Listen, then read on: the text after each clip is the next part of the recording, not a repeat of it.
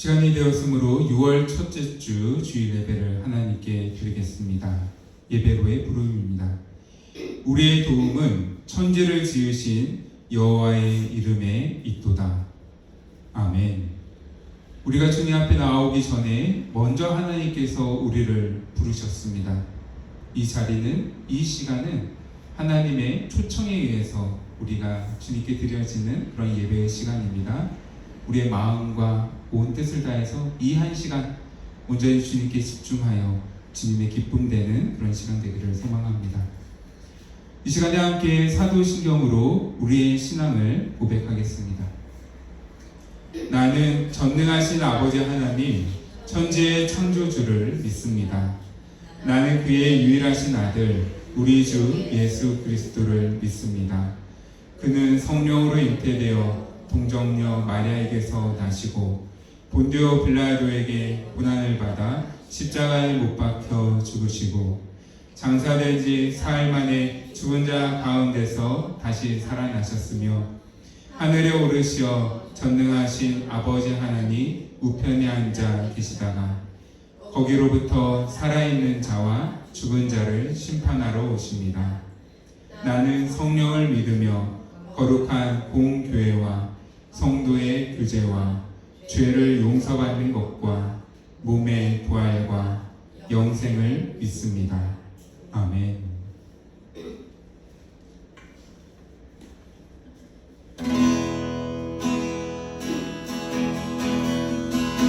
마음이 상한 자를, 마음이 상한 자를 고치시는 주님, 하늘의 아버지 날 주관하소서.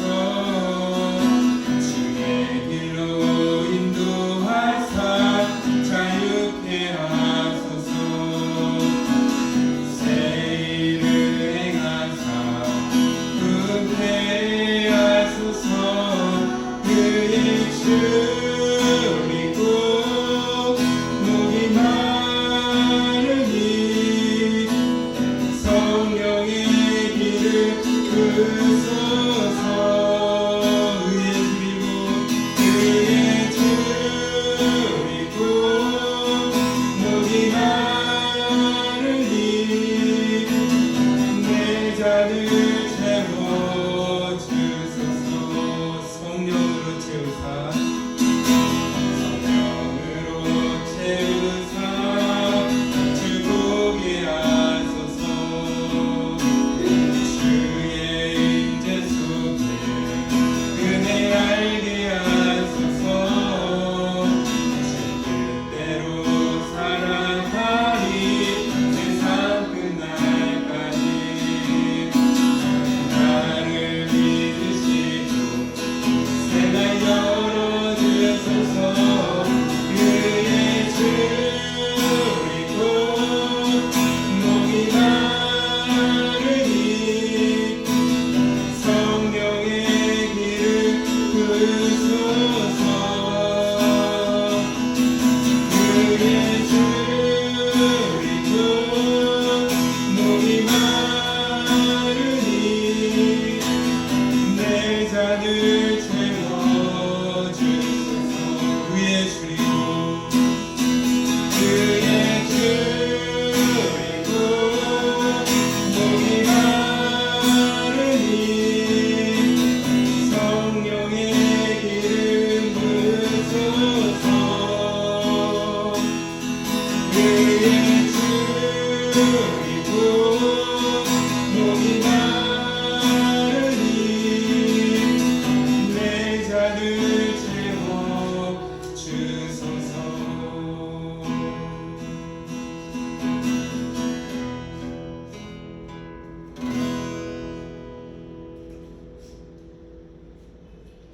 이어서 찬송가 죄에서 자유를 얻게 함은 찬양하겠습니다.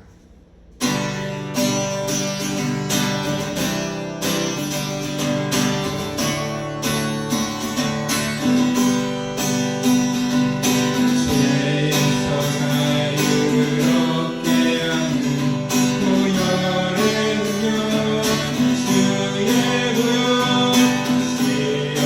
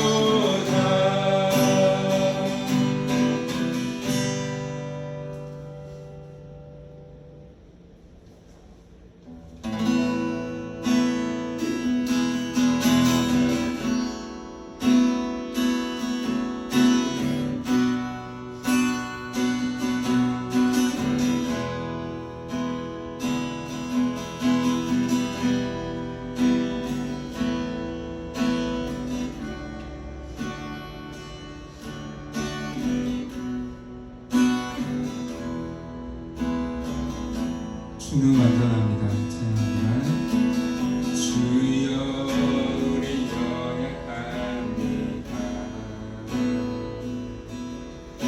우리 눈을 힘겨워합니다.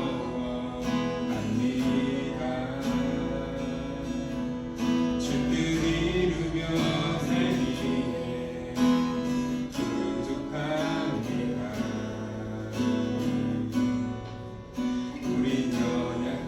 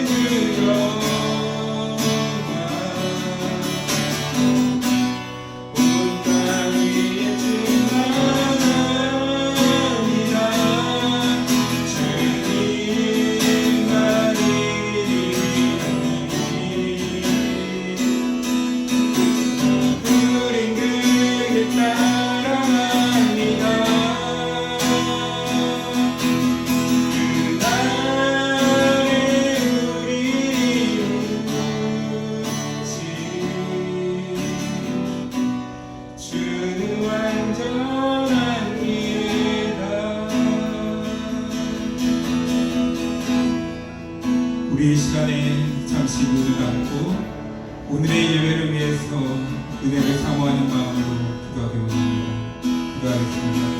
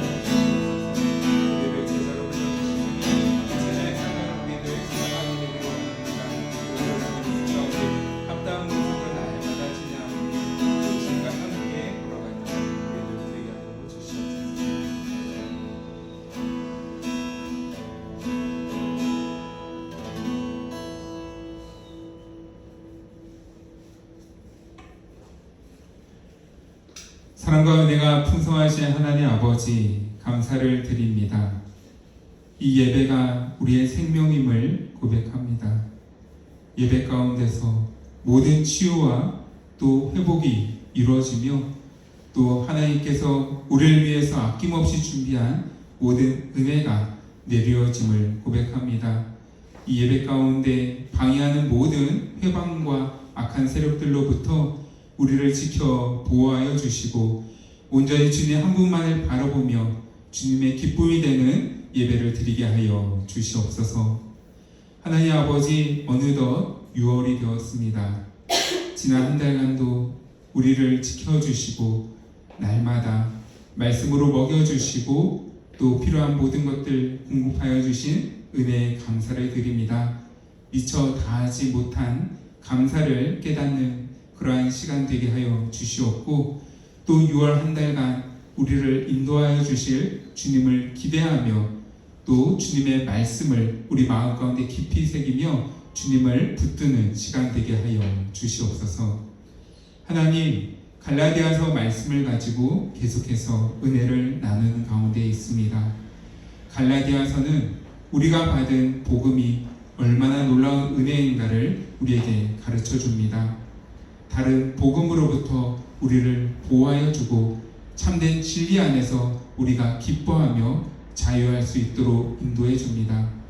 하나님, 이 갈라디아서 말씀의 은혜를 늘 기억하게 하여 주시고 이제 우리가 함께 보고 있는 갈라디아서 후반의 말씀을 통하여서 하나님께서 우리에게 요구하시는 삶의 모습이 어떠한 삶인지를 바르게 깨닫게 하여 주시옵소서.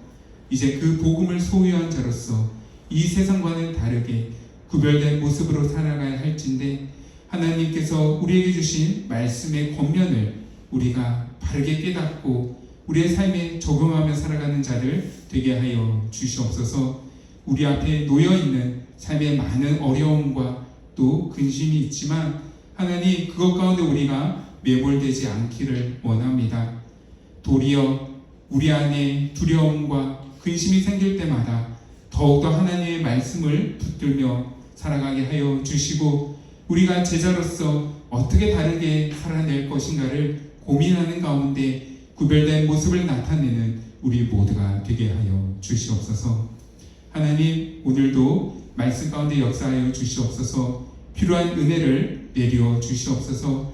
우리 안에 미처 치유되지 못한 상처와 아픔이 있다면 하나님, 주님의 그 손길로 어루만져 주시사 이 예배를 통해서 치유하시는 그 은혜와 능력을 경험하게 하여 주시옵소서. 또한 그 말씀 가운데서 우리에게 길을 가르쳐 주심으로 하나님, 이제 그 말씀 위에 살아가는 우리들 되기를 원합니다. 늘 주님의 뒤를 우리에게 주신 십자가를 지고 걸어가는 그러한 하나님의 사람들, 예수 그리스도의 제자들이 되게 하여 주시옵소서. 이 모든 것 감사를 드리오며 예수 그리스도의 이름으로 기도드립니다. 아멘.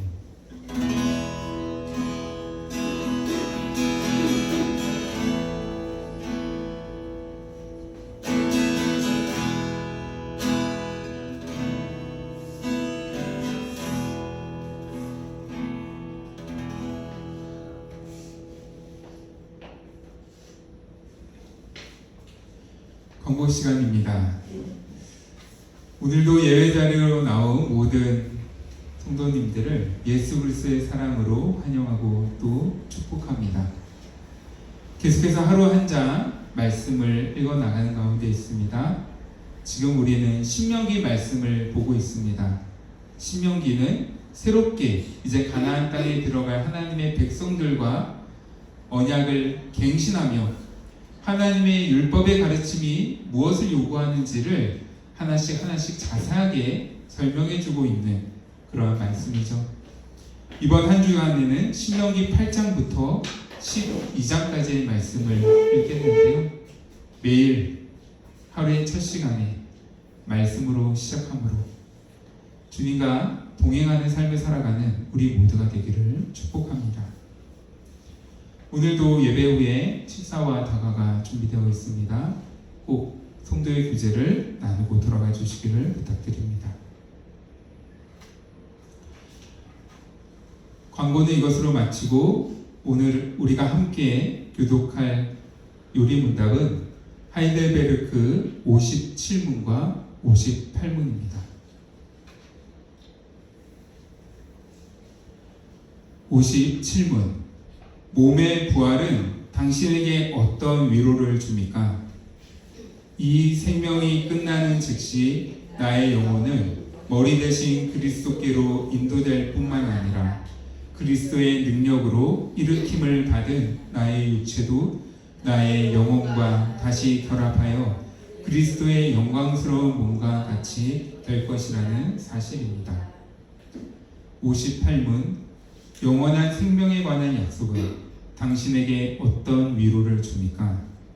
나는 이미 내 마음에 영원한 기쁨이 시작된 것을 느끼고 있으나 이 생명이 끝나면 눈으로 본 적도 없고 들어본 적도 없고 사람의 마음으로도 생각하지 못했던 완전한 행복을 누리며 영원히 하나님을 찬양하게 될 것입니다. 네, 오늘 우리가 고백한 요리의 문답은 이제 몸의 부활 그리고 영원히 살 것을 믿습니다 라는 구절을 설명해 주고 있는 요리 문답입니다.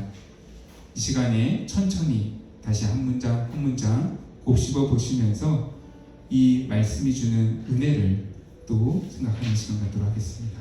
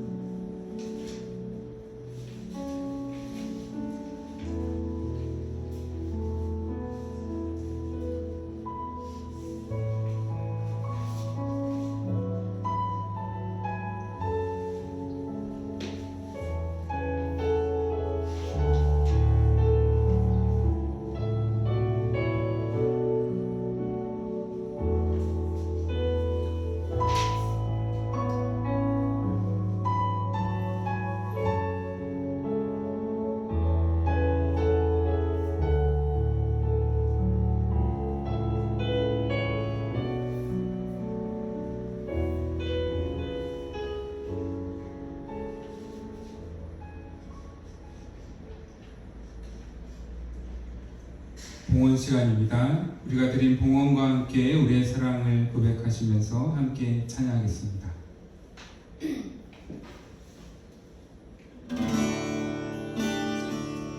온 마음 다해 사랑합니다.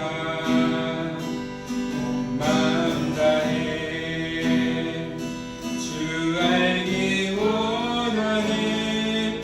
내 모든 삶 당신 것이니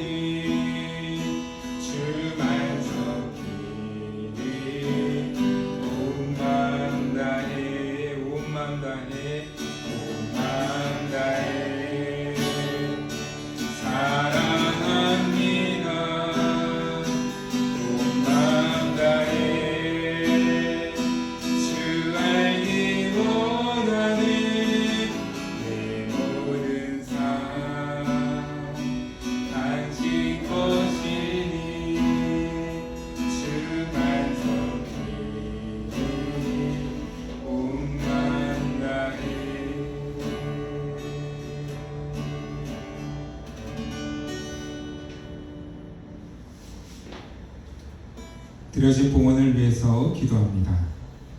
사랑하는 하나님, 감사합니다.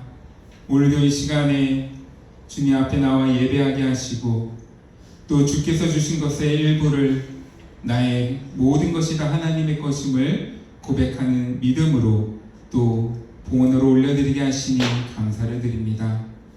하나님, 우리가 드리는 예물을 기쁘게 받아 주시옵소서. 그리고 이 예물이 쓰여지는 곳곳마다 하나님의 사랑과 또 예수 그리스도의 은혜도 함께 흘러가게 하여 주시옵소서. 하나님, 우리는 날마다 이 세상 가운데서 살아가고 있습니다. 두 발을 이 땅 가운데 디디며 살아갑니다. 그러면서 참 많은 유혹을 받습니다. 또 많은 시험과 또 고난을 또 당하기도 합니다. 하지만 하나님, 그 모든 것이 다 하나님의 뜻 아래에 있음을 이 시간 우리가 고백합니다. 우리가 다 이해하지 못하는 일이다 할지라도 하나님께서 놀라운 섭리의 이끄심으로 우리의 모든 삶을 주관하시며 또 인도하고 계심을 우리가 신뢰함으로 바라봅니다. 하나님, 그 믿음으로 날마다 살아가는 우리들 되게 하여 주시옵소서. 어떠한 상황과 환경이라 할지라도 그 가운데서 감사함을 잊지 말게 하여 주시옵소서. 자족하는 심령을 갖게 하여 주시옵소서. 그리고 그곳 가운데서 우리에게 가르쳐 주신 그리스도의 법, 하나님 사랑과 이웃 사랑을 우리에게 주신 달란트와 또 여러 가지 물질들을 사용하여서 우리가 이뤄나가는 삶을 살아가게 하여 주시옵소서. 이 모든 것 감사를 드리오며 우리를 구원하신 예수 그리스도의 이름으로 기도드립니다. 아멘.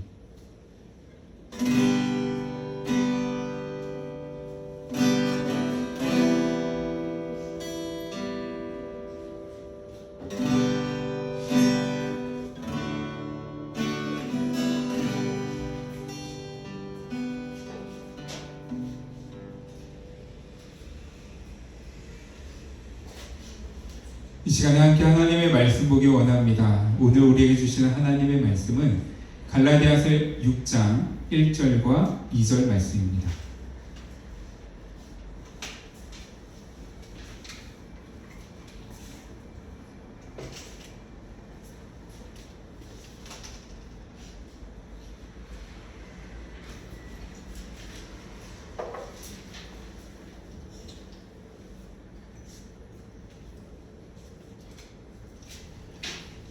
갈라디아서 6장 1절과 2절 말씀 다 찾으신 줄 알고 제가 분독해 올리겠습니다. 하나님의 말씀을 들으십시오. 형제들아, 사람이 만일 무슨 범죄한 일이 드러나거든 신령한 너희는 온유한 심령으로 그러한 자를 바로잡고 또 자신을 살펴보아 너도 시험을 받을까 두려워하라. 너희가 짐을 서로 지라. 그리하여 그리스도의 법을 성취하라. 아멘. 갈라디아서의 후반부는 하나님 자녀다운 삶, 예수님을 믿고 따르는 제자다운 삶의 모습은 무엇인지를 가르쳐주는 말씀들로 이루어져 있습니다. 무엇이 그리스도인다운 삶일까요? 구원받은 우리들은 세상 사람들과 무언가 달라도 달라야 합니다. 그런데 우리는 어떻게 그 다름을 삶을 통해서 나타낼 수 있을까요? 이 질문에 대한 대답이 매우 실질적으로 갈라디아서 5장과 6장에는 제시되고 있습니다. 지난주에 우리는 두 가지를 나눴었죠. 한번 떠올려 볼까요? 지난주 우리가 함께 나눴던 그리스도인다운 삶의 모습, 첫 번째는 사랑으로 종노릇하는 것이었습니다. 그리스도께서 우리에게 자유를 주셨지만 그 복음이 주는 자유는 이제 너희들 아무렇게나 살아가도 돼. 내가 너희들의 모든 죄의 문제를 해결해서 이제 마음대로 살아 라고 하는 게 아니었죠. 우리는 예수님께로부터 받은 그 자유를 이제 스스로 사랑 안에서 종노릇하는 도구로 사용해야 합니다.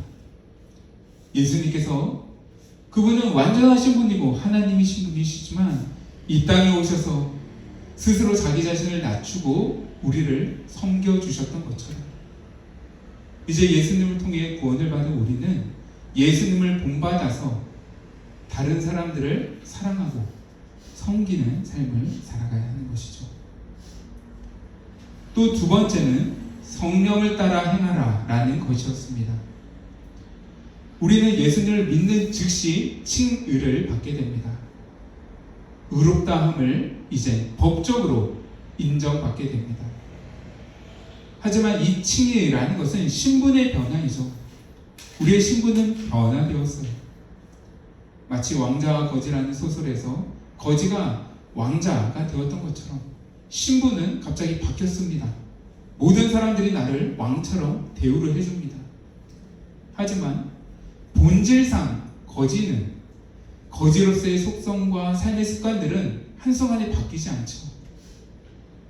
그거는 이제 조금씩 변화되어 가야 합니다. 우리도 마찬가지입니다. 우리의 신분은 이제 의인으로 변화되었지만 여전히 우리 안에 죄인으로서의 그런 나쁜 속성들이 남아 있습니다. 육체의 소욕이 남아 있습니다. 그래서 그러한 소욕 때문에 우리 안에서 하나님의 뜻과 나의 욕망이 서로 충돌하는 일이 우리는 살아가면서 빈번하게 벌어지게 됩니다. 그리고 그 가운데서 넘어지게 되는 경우도 많죠. 따라서 갈라디아서는 말합니다. 너희는 성령을 따라서 행하라. 여기서 따르다라는 것은 계속 쫓아가는 것을 의미한다라고 했죠. 우리는 말씀과 기도로 날마다 성령님을 찾아야 합니다. 성령님의 도우심을 간구해야 합니다. 그것이 우리가 여전히 죄인이지만 죄의 유혹 가운데 넘어지지 않고 의인으로서 하나님의 자녀다운 삶을 살아가는 비결입니다. 이렇게 두 가지를 지난주에 함께 나눴는데요. 오늘은 계속해서 이제 갈라디아 성도들에게 주는 권면의 말씀을 통해 하나님께서 우리에게 요구하시는 하나님 자녀다운 모습에 대해서 또 살펴보기를 원합니다. 오늘 본문에서 다루고 있는 것은 조금 무거운 주제입니다. 죄에 대한 문제를 오늘 갈라디아서 6장은 다루고 있는데요. 교회 공동체 안에서 죄의 문제가 벌어졌을 때 그것을 어떻게 다루어야 하는가에 대한 질문에 오늘 본문은 답해주고 있습니다. 그런데 죄를 다루는 것은 간단한 문제는 아니죠. 어려운 문제입니다. 하지만 어려운 문제일수록 또 힘든 문제일수록 우리는 내 생각보다는 성경 안에서 지혜를 구하고 또 답을 찾아가야 합니다.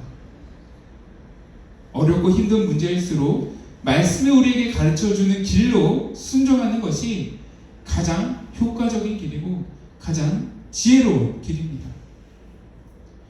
공동체 안에서 누군가가 말씀에 불순종해서 반복되는 죄를 짓고 있는 문제를 알게 되었을 때, 내 옆에 있는 지체 중에 누군가가 죄 가운데 빠져서 신음하고 있는 문제를 알게 되었을 때 우리는 이제 그 문제를 어떻게 다뤄야 할까요? 오늘 1절과 2절은 권징에 대해서 우리에게 알려주고 있는데요. 권징이라는 것은 문자대로 설명하면 권하고 징계하는 것을 의미합니다. 즉 누군가가 말씀에서 어긋난 잘못된 행동을 하거나 죄를 지었을 때 그 죄의 문제를 놓고 말씀을 통해서 권면하고 징계하는 것이 바로 권징입니다. 오늘 2절 말씀에서는 권징이 필요한 이유와 목적에 대해서 말해주고 있는데요. 제가 2절 말씀을 한 번 더 읽어드리겠습니다. 너희가 짐을 서로 지라 그리하여 그리스도의 법을 성취하라. 아멘. 누군가가 죄에 빠져 있다는 것을 알게 되었을 때 성경은 우리에게 너희는 그것을 모른 척하고 넘어가지 말라라고 이야기합니다. 그럴 수 있지.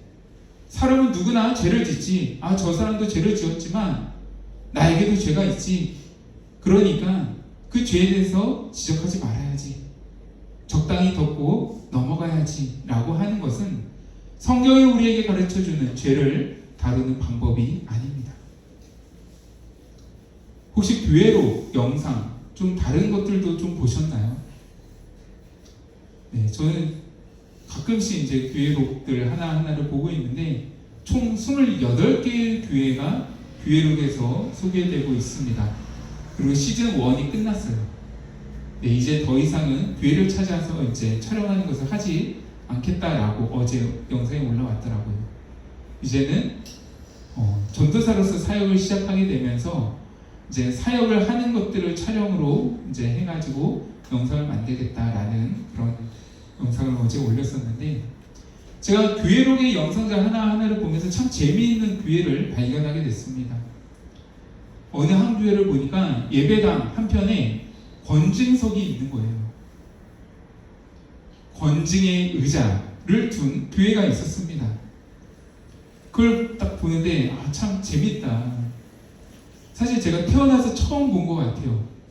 권징석이라는 것은 제가 신학교에서 종교개혁 시대에는 좌석 중에 권징석이 있었다. 그래서 권징을 받는 자들, 수찬정지나 또 출교를 당한 자들은 그 자리에만 앉을 수 있었다라는 것을 수업 시간에 듣기는 들었었는데, 그 권징석을 실제로 예배당 안에 둔 교회는 그 영상 속에서 제가 처음 봤습니다. 궁금하더라고요. 도대체 어떤 사람들이 그 권징석에 앉게 될까? 그리고 그 권징석에 앉는다라는 것이 어떠한 영향을 미칠까? 그래서 찾아봤는데 많이 나오지는 않더라고요. 그 교회 홈페이지를 찾아가서 보니까 그냥 권징석에 앉게 되는 사례가 딱 하나만 소개되어 있었습니다. 언제 권징석에 앉게 될까요? 네, 제가 뭐 다 찾은 게 아니지만 제가 여러 군데를 찾다가 이런 경우에 권징석에 앉게 되는구나 를 알게 된 게 뭐냐면, 예배에 지각했을 때. 예배에 지각한 사람들은 일반 의자에 못 앉아요. 그 권징석 자리로 가서 앉아야 되는 겁니다. 네, 참 특이하다. 근데 한편으로는 그런 생각도 해봐요. 오늘날은 정말 교회 안에서 권징이 사라진 시대라 할 만큼 권징을 우리는 낯설어 합니다. 잘 알지 못합니다. 잘 시행되지 않습니다. 하지만 오늘 본문에서도 보듯이 성경은 권징을 하라라고 말을 합니다. 명령으로서 우리에게 주십니다. 누군가 성도가 죄를 지었다면은 그 죄에 대해서 분명하게 알려주고, 또 필요하다면은 그에 합당한 징계를 하라라고 성경은 우리에게 말해주고 있는 것이죠. 그 이유가 있습니다. 죄를 지은 사람을 부끄럽게 만들려고 그렇게 권징하라라는 것이 아니고, 성경이 권징을 하라라고 우리에게 요구하고 있는 이유는 죄라는 것이 무거운 짐이기 때문입니다. 흔히 소설 속에서 힘겨운 일을 표현할 때 짐이라는 표현을 많이 사용하죠. 그런데 우리의 삶에서 우리를 억누르는 가장 무거운 짐은 죄의 짐입니다. 이러지 않아야 되는데 하면서도 계속해서 반복적으로 습관적으로 짓는 죄는 우리 성도들을 억누릅니다. 우리 성도들에게서 복음이 주는 기쁨과 자유를 빼앗아갑니다. 그래서 팀 켈러 목사님은 권징에 대해서 설명하면서 이렇게 말했습니다. 누군가가 죄를 짓는 행동이 습관화가 되면은 그 사람은 이제 외부의 도움과 개입이 없이는 그것을 극복할 수가 없다. 그렇기 때문에 누군가 죄 가운데 빠졌다라는 것을 알게 됐을 때 그 사람을 성급히 비판하며 상대의 허물을 말하는 일을 해서는 안 되지만, 동시에 그 죄가 얼마나 무거운지를 알면서도 죄를 지적하는 것을, 그래서 그 죄 가운데서 돌이키게 하는 것을 두려워해서도 안 된다. 권징은 죄 가운데서 힘겨워하고 있는 성도가 그 죄의 문제를 빠져나올 수 있도록 돕는 것입니다. 함께 그 죄의 짐을 나눠서 지는 것, 그것이 바로 권징입니다. 이것이 권징이 꼭 필요한 이유, 성경이 우리에게 권징을 하라라고 요구하고 있는 이유이죠. 여기에 또 한 가지 권징이 필요한 이유가 있습니다. 그것은 그리스도의 법을 성취하는 길이 바로 권징에 있기 때문입니다. 그리스도의 법이 무엇이죠? 예수님께서 우리에게 주신 새 계명, 그 법은 무엇입니까? 네, 하나님을 사랑하는 것, 또 이웃을 내 몸과 같이 사랑하는 것, 그것이 바로 그리스도의 법이죠. 권징은 이 그리스도의 법을 성취하는 길입니다. 만약 누군가 죄를 짓고 있음에도 불구하고 그것을 그냥 대충 사랑으로 덮는다고 한다면은 그 사람은 죄가 죄인지를 깨닫지 못할 수도 있습니다. 또 혹여나 스스로 죄인이라는 것을 깨닫는다 할지라도 죄를 분명하게 지적하지 않고 넘어간다면은 죄를 회개할 수 있는 기회마저도 얻지 못하게 됩니다. 권징은 죄를 회개할 수 있도록 이끌어주는 것입니다. 권징을 함으로써 누군가는 그것을 통해서 고통을 받게 되겠지만 그 고통은 잠시입니다. 권징을 통해서 죄를 내려놓게 된다면, 죄를 끊어버리게 된다면 잠시 고통을 겪지만 그 사람은 참된 자유와 기쁨을 예수 그리스도 안에서 회복할 수 있습니다. 그렇기 때문에 이 권징은 그리스도의 법, 사랑의 실천을 하는 행동인 것이죠. 바른 권징은 이웃사랑과 하나님의 사랑, 이 그리스도의 법을 이루게 하는 것입니다. 또 세 번째로 권징은 교회의 거룩함을 지키게 해줍니다.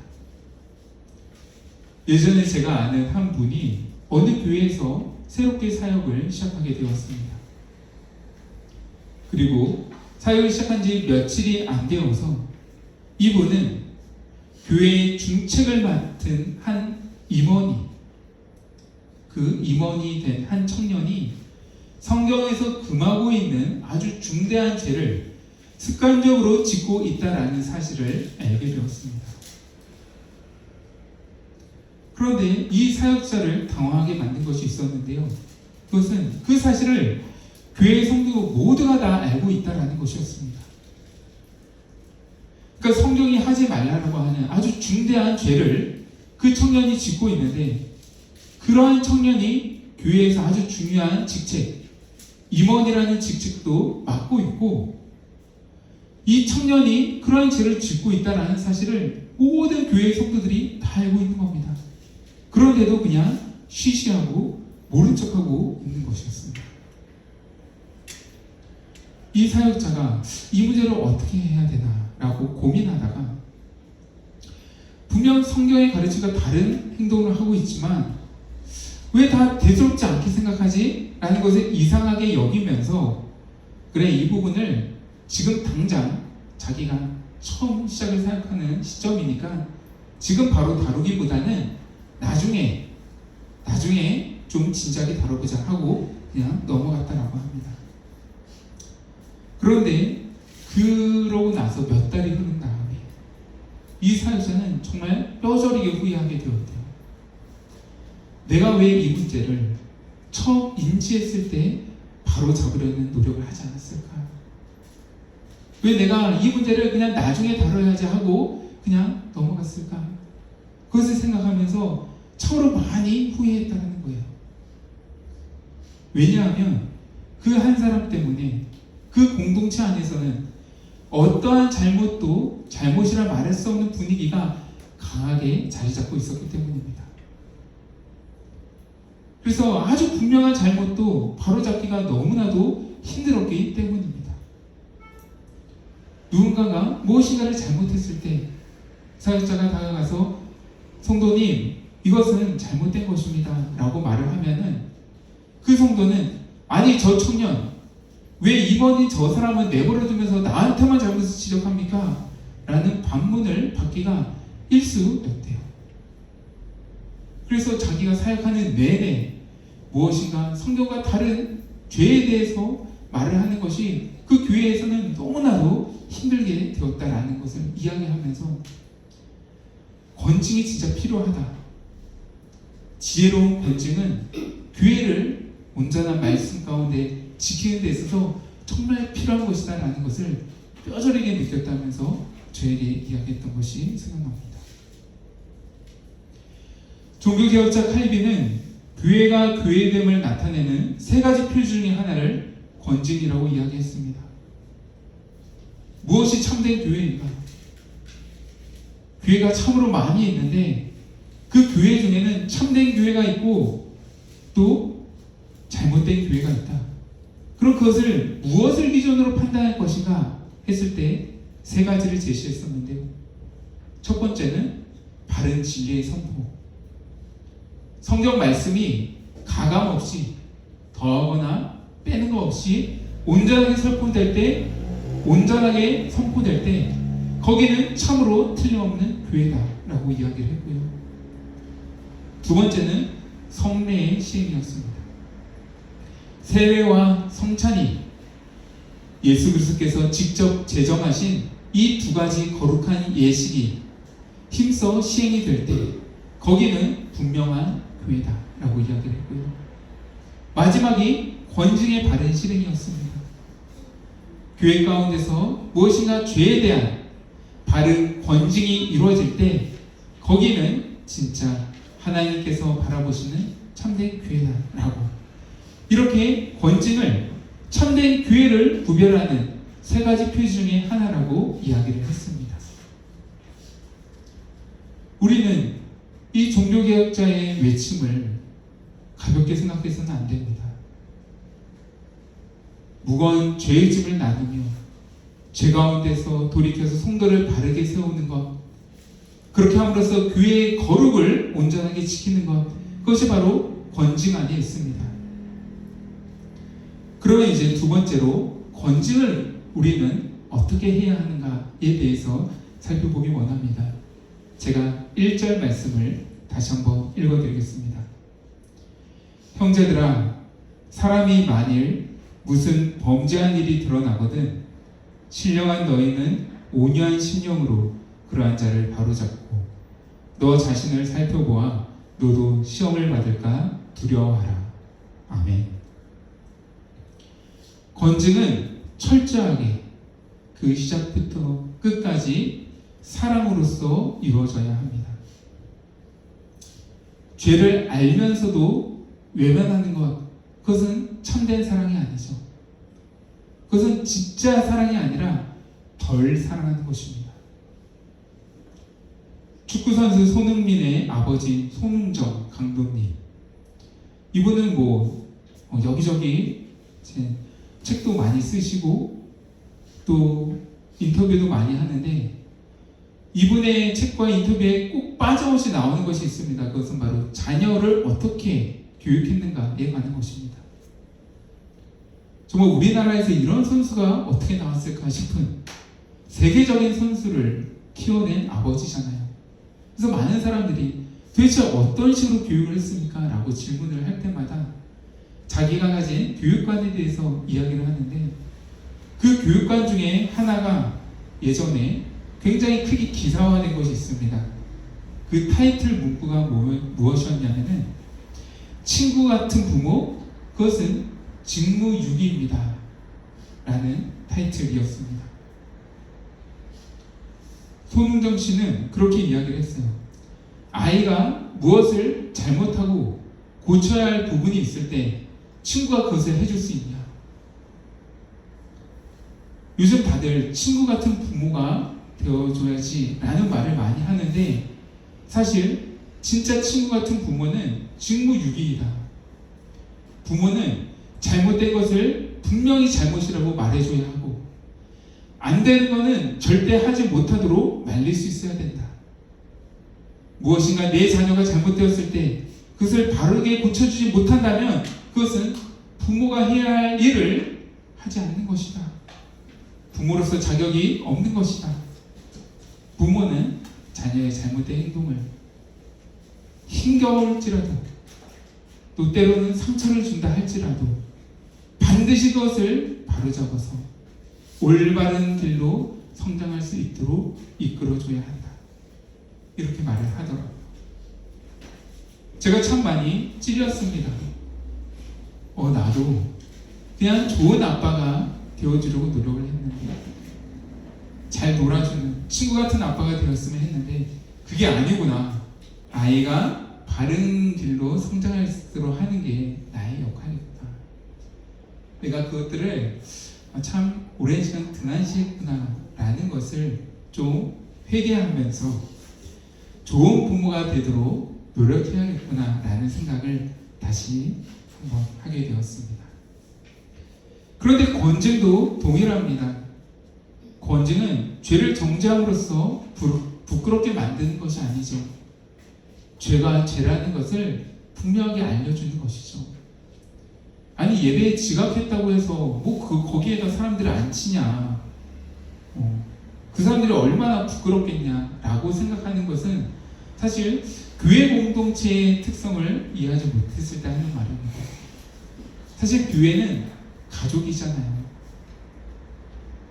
그리고 지각하는 것은 분명히 잘못하는 행동입니다. 괜찮아. 아직 설교가 시작되지 않았잖아. 말씀만 제대로 들으면 되는 거지. 이렇게 말하는 것은 사실 잘못을 그냥 방임하는 것이죠. 오히려 그것은 진짜 잘못된 일이다. 우리 이 잘못을 범하지 않도록 노력하자라고 하는 것이 참된 가족 공동체, 믿음의 공동체가 힘써 해야 될 일인 것입니다. 바른 권징, 사랑의 권징을 생각할 때 제가 꼭 떠올리는 한 사람이 있습니다. 그 사람은 다윗 왕의 죄를 지적했던 나단 선지자입니다. 나단 선지자는 다윗 왕을 찾아갔습니다.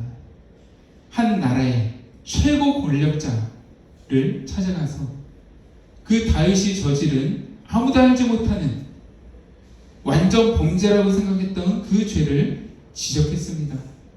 그리고 하나님께서 이제 그 죄에 대해서 당신을 징계하실 것이다 라는 것을 굉장히 엄하게 선포했습니다. 제가 나단 선지자가 다윗 왕을 찾아가서 했던 그 말을 그대로 다시 한번 읽어드리겠습니다. 어찌하여 너가 여호와의 말씀을 업신여기고 나 보기에 악을 행하였느냐? 너가 칼로 햇사람 우리아를 치되 암몬 자손의 칼로 죽이고 그의 아내를 빼앗아 너의 아내로 삼았도다. 이제 너가 나를 업신여기고 햇사람 우리아의 아내를 빼앗아 내 아내로 삼았은즉 칼이 내 집에서 영원토록 떠나지 아니하리라. 아멘.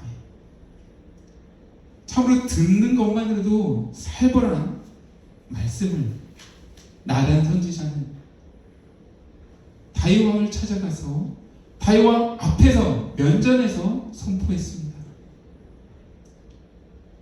그런데 우리 한번 생각해 볼까요? 이 나단 선지자가 다윗 왕을 찾아가기 전에 두려움이 없었을까요? 하나님께서 나에게 말씀을 주셨지만 이 말씀을 가지고 다윗 왕을 찾아가서 그의 죄를 적나라하게 지적하고 하나님께서 내릴 그 징계의 심판을 선언하기 전에 그 마음 가운데 두려움은 없었을까요? 만약 내가 그 말을 전했는데 다윗 왕의 마음이 더 완악해져서 너가 나의 비밀을 어떻게 알았냐 하면서 쥐도 새도 모르게 죽일 수도 있는 거 아닐까요?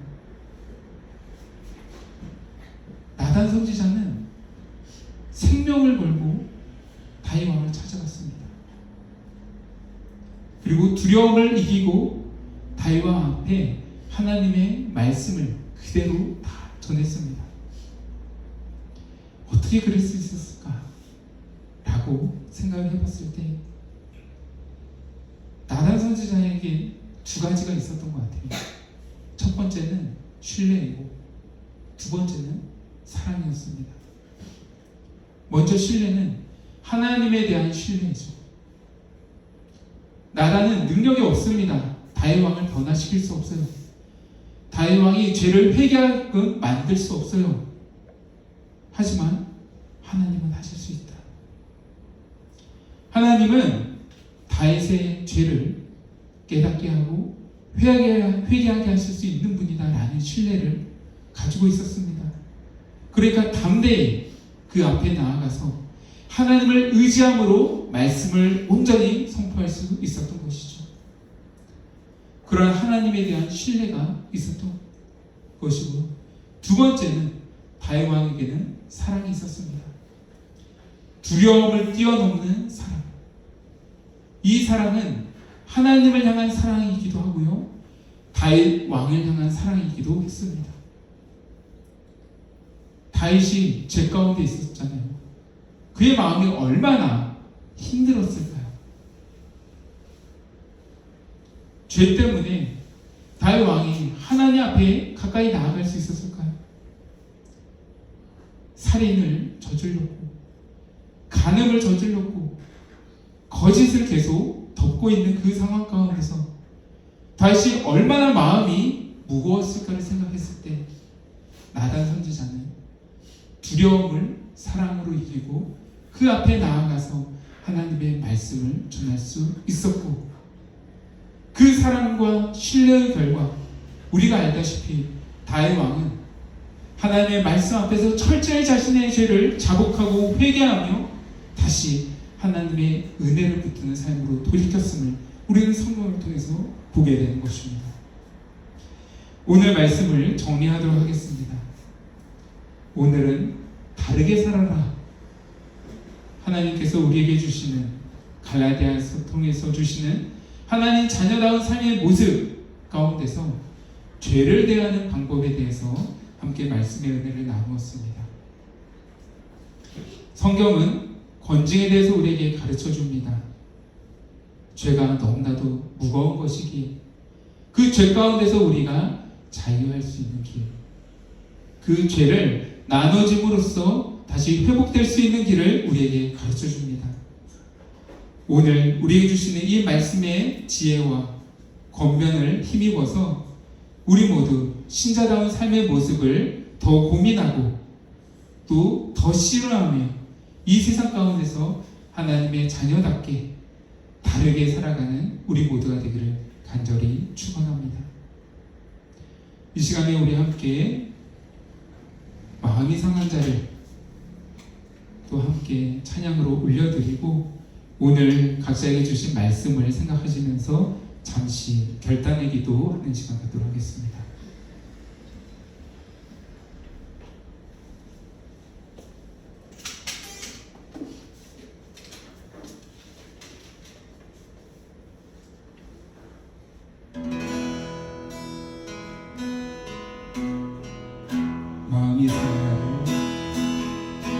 마음이 상한 자를 고치시는 주님, 하늘의 아버지, 날 주관하소서. 주의 길로 인도하사 자유케 하소서. 새 일을 행하사 굳게 하소서. 의에 줄이고 목이 마르니 성령의 기름 부으소서. 의에 줄이고 목이 마르니 내 잔을 채워주소서.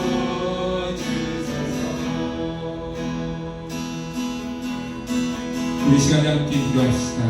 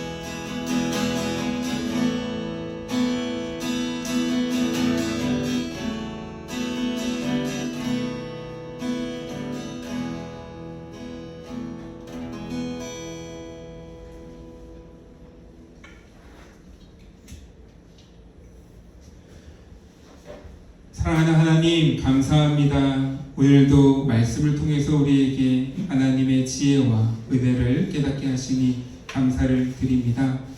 하나님, 우리 모두 건증이 예수 그리스도의 그 법을 성취하는 길임을 바르게 알고 그것 가운데 힘쓰며 나아가는 자들 되게 하여 주시옵소서.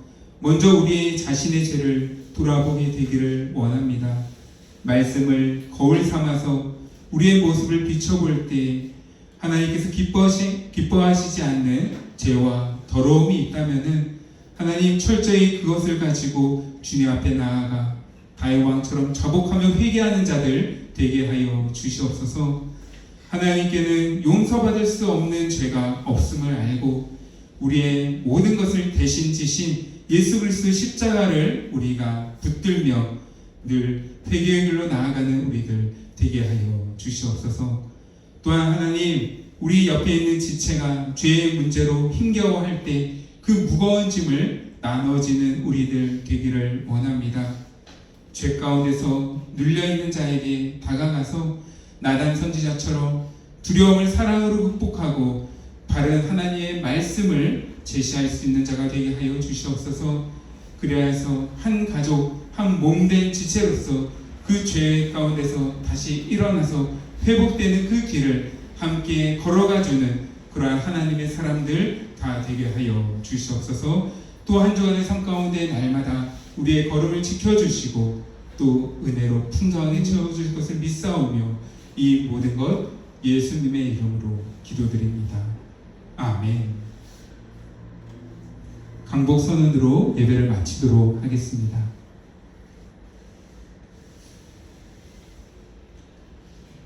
주 예수 그리스도의 은혜와 하나님 아버지의 놀라우신 사랑과 성령의 교통하심의 은혜가 너희 부리와 함께 있을지어다. 아멘.